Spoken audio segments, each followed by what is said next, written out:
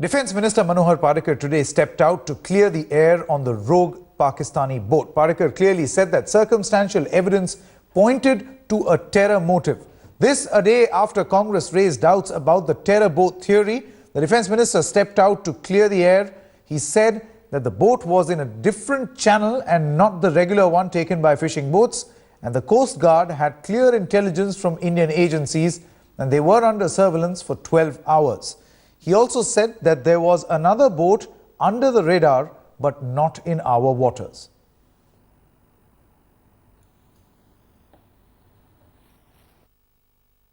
The most important factor, if you ask me why I will classify them under suspected or probable terrorist, is because they committed suicide.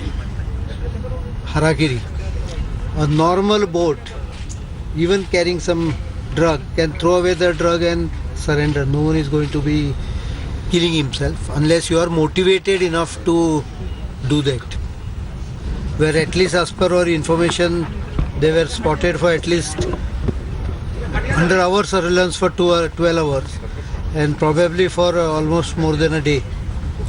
Stationed in one position does not indicate any smuggling type of activity, but some other kind of activity. We are not sure what is the other kind. Secondly, smugglers don't keep in touch with the Maritime Pakistani Agency or Maritime Security of Pakistan or their army or international contacts. Let's now go across live to Jugal Purohit as well as Gaurav Sawant joining us for more on this story. Now, Jugal, coming across to you first. The Defence Minister very categorically mentions why he feels this is suspected terror activity. He says that no smuggler can be motivated enough to kill himself just because the consignment will be caught. That's right, Sanket. In fact, this is something which has perplexed a lot of people. In fact, it forms the premise of just why this operation and why this act of this particular boat is being classified in a manner in which it is being.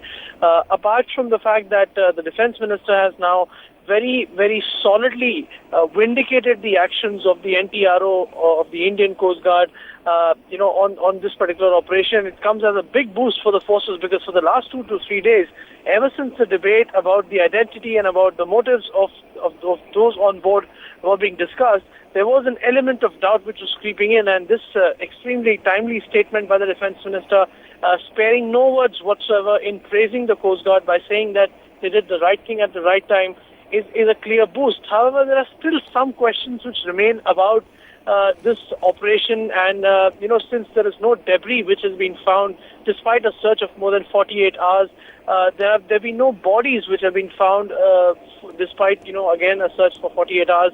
A lot of things will remain unanswered, and that is a fact which, unless if there is a discovery at a later stage, will not change. And that is one part of the operation that we will perhaps never know completely about. Absolutely. Jugal, do stay on with us. Gaurav Sawant is also joining us. Gaurav, the Defence Minister also says that this is a result of clear Indian intelligence. Just take us through how clearing of air has taken place as far as the Defence Ministry is concerned with the help of this particular statement that Manohar Parrikar has made.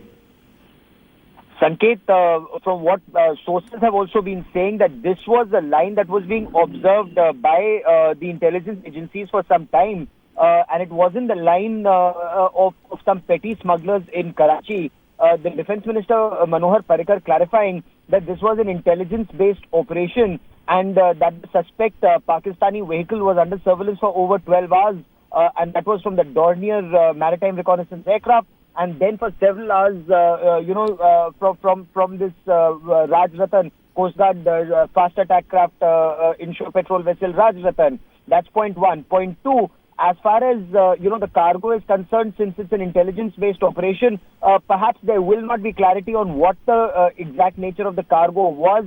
And there is no way that we will know that for sure. As far as the debris is concerned, my sources in the Coast Guard were telling me that this was sea state 4, and which means it was extremely, extremely choppy seas. So none of the debris would have remained, at the same spot where the boat sank after several hours, because the seas were extremely choppy that night. That's point two. Point three, if you recall, one of our torpedo recovery vessels sank off the coast of Andhra Pradesh, and that was just in 300 meters water. We still haven't been able to recover that boat. There is no question of, attempting to recover the boat or the bodies at more than 2,000 meters where the Pakistani boat sank in the Arabian Sea.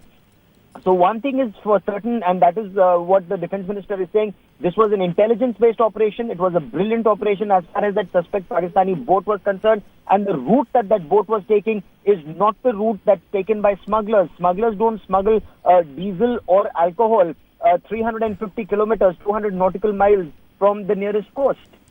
Okay.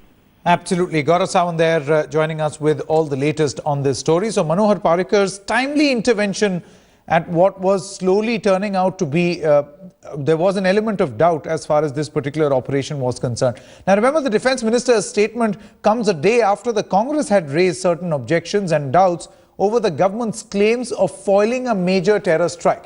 Let's listen in to what the Congress had to say yesterday.